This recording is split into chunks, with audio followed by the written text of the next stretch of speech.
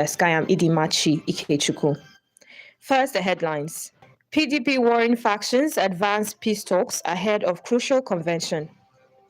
Health workers barricade National Assembly, reject health sector regulation executive bill. Guinea Stadium massacre figure Diakite dies in custody. UN votes to declare transatlantic slave trade a crime against humanity. We'll bring you details shortly.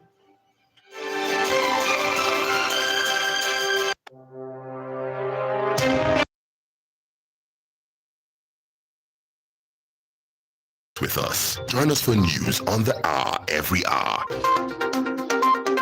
News desk at 12 noon, Metro News at 4 p.m. Enjoy infotainment, breaking and sports news at their best 24/7. This is Ray Power FM News. And now the news in detail. Nigeria's main opposition party, the People's Democratic Party, appears to be making a fresh push for unity, even as internal tensions persist ahead of its crucial national convention scheduled for March 29th and 30th. The two rival blocs within the party have reopened peace talks in a bid to resolve a protracted leadership crisis that has threatened the party's stability.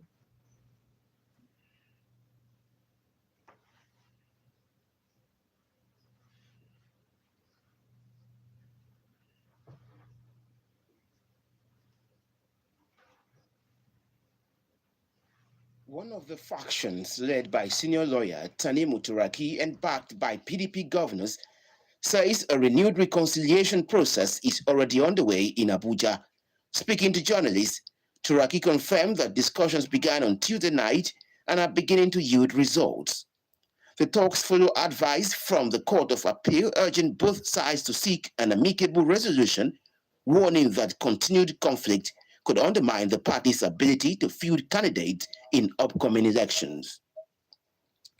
Turaki added that as a show of good faith, his group postponed key party meetings and turned down public rhetoric. However, he accuses the opposing camp of responding with inflammatory statements. Despite that, he insists both sides have now broken the ice and are exploring pathways to lasting peace. He also reassured party members that the party will present candidates for all elective positions. Meanwhile, the Minister of the Federal Capital Territory, Nyesom Wike, who is associated with the rival bloc, has dismissed claims that the party is divided. Speaking in Abuja after inspecting infrastructure projects, Wike insisted there is only one PDP.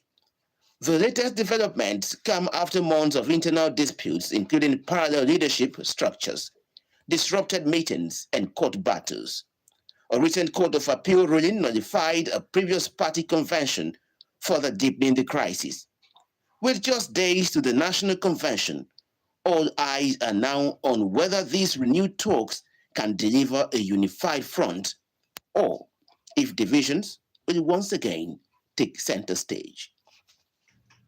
And protesting members of the joint health sector unions and allied health professionals barricaded the National Assembly to reject the health sector regulation executive bill, which aims to put 24 regulatory councils under the Medical and Dental Council of Nigeria.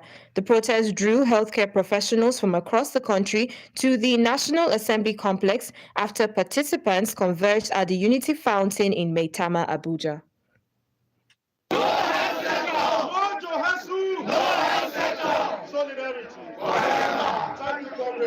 This morning, we have gathered here at the National Assembly Complex, Federal Republic of Nigeria, to express our concern and grievances concerning bills that have been sent to the National Assembly recently as executive bills concerning health sector in Nigeria.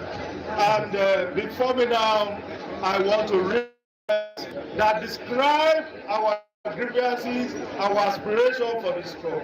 Okay.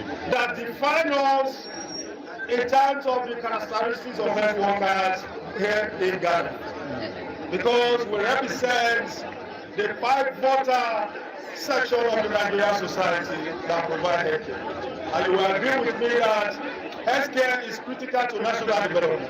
Yeah. In fact, it's a major engine index for determining human development.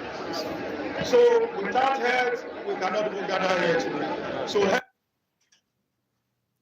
as Nigerians battle with power outages and a struggling electricity market, the Nigerian Electricity Regulatory Commission (NERC) has inaugurated the Forum of Nigerian Electricity Regulators (FONA), aimed at enhancing coordination and effectiveness in electricity regulation across the country. The move was disclosed by NERC Chairman Musiliu Oseni while speaking at the first quarter 2026 regulatory meeting with state electricity regulators in Lagos.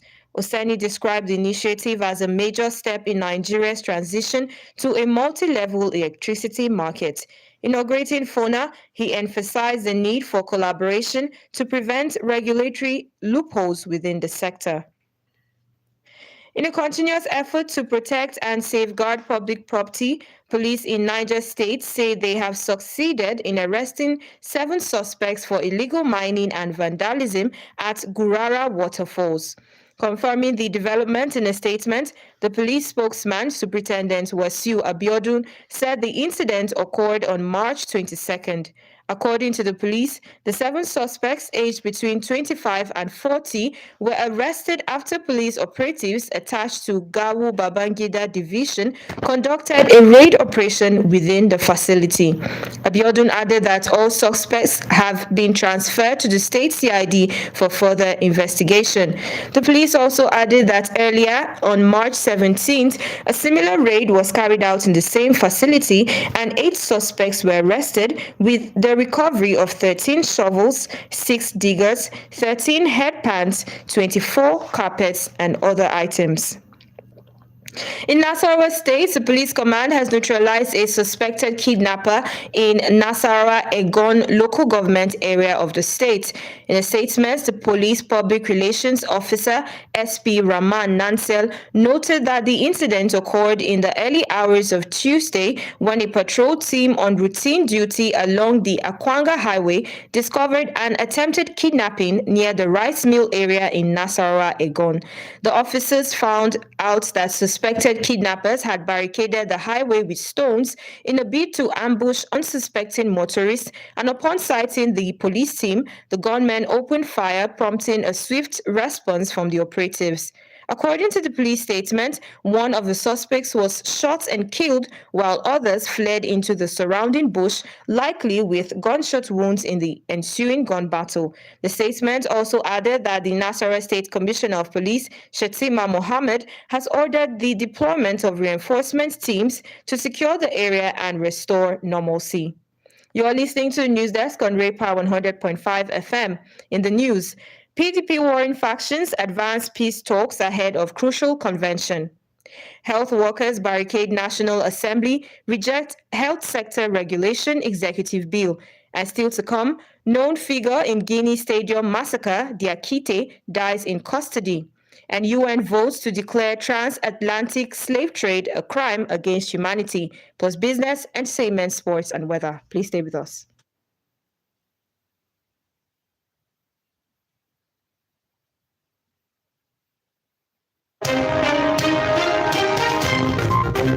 As the news drops, it breaks with us. Join us for news on the hour every hour.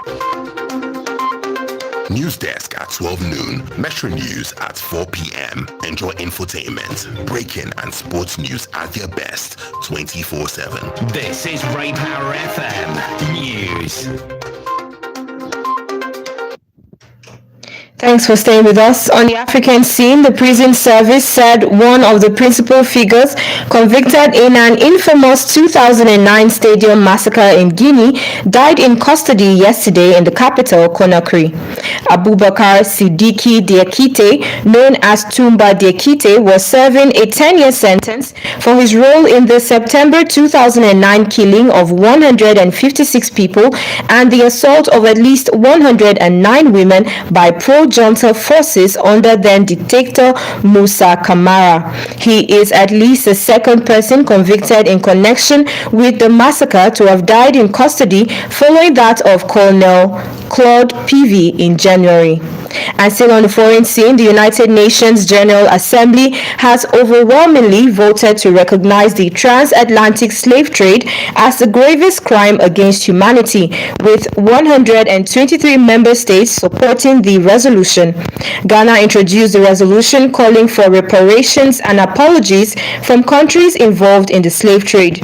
The resolution acknowledges the lasting impact of slavery, including racial inequalities and underdevelopment affecting Africans and people of African descent worldwide. The resolution was opposed by Argentina, Israel, and the US, while 52 countries, including Britain, Portugal, and Spain, abstained from voting. Nigeria and other African countries voted in support of the resolution. Ghana's President John Mahama described the resolution as historic and a safeguard against forgetting the atrocities of the slave trade.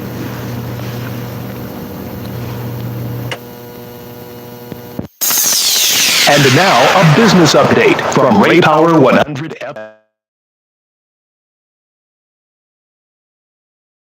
2% today, clawing back losses from the previous session on concerns that protracted fighting in the Middle East will further disrupt energy flows. Brent futures rose $2.08 to $104.30 a barrel, while U.S. West Texas Intermediate crude futures were up $1.93 at $92.25 a barrel. And still in business, U.S. stock index futures were down today following gains in the previous session as investors remained cautious over the developments in the Middle East while weighing the prospects of a de-escalation. U.S. President Donald Trump said Iran was desperate to make a deal to end the fighting, contradicting the Iranian foreign minister who said Tehran was reviewing a U.S. proposal but had no intention of holding talks to wind down the conflict. This is entertainment news on Ray Power 100.5 FM.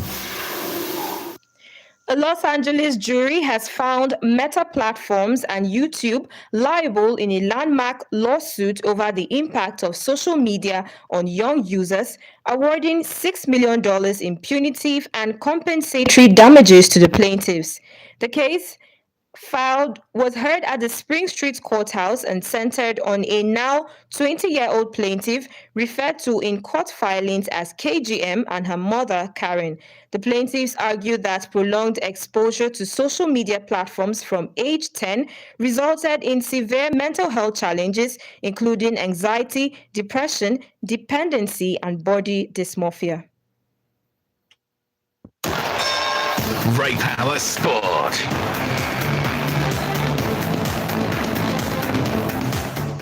Four-time Olympic champion Michael Johnson has confirmed he will refund $500,000 he allegedly paid himself just days before his Grand Slam track league collapsed. 3 GSC events were held before the project folded in December 2025. Contracted runners had been promised lucrative prize money and salaries in the competition's inaugural season, but the final event was cancelled and organizers later voluntarily filed for bankruptcy in the US. And still in sports, FIFA's investigatory chamber of the Independent Ethics Committee has opened formal proceedings against 3 senior officials of the Congolese Football Association over alleged financial misconduct involving FIFA funds. Those under investigation include FECOFOOT's president, Jean-Guy Mayolas, the general secretary, Wantete Baji, and the finance director, Raul Kanda.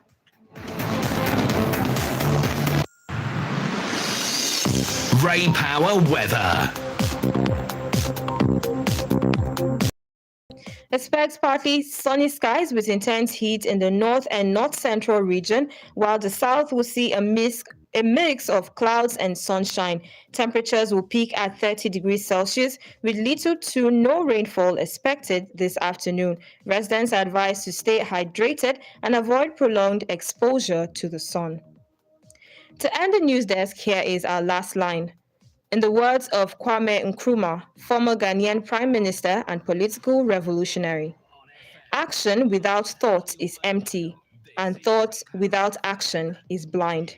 And that's it for the news desk. I am Idi Machi Ikechukwu. You can now watch us online and also subscribe to our YouTube channel at Ray Power 100.5 FM Abuja. News on the hour comes up at 1 p.m. Good afternoon.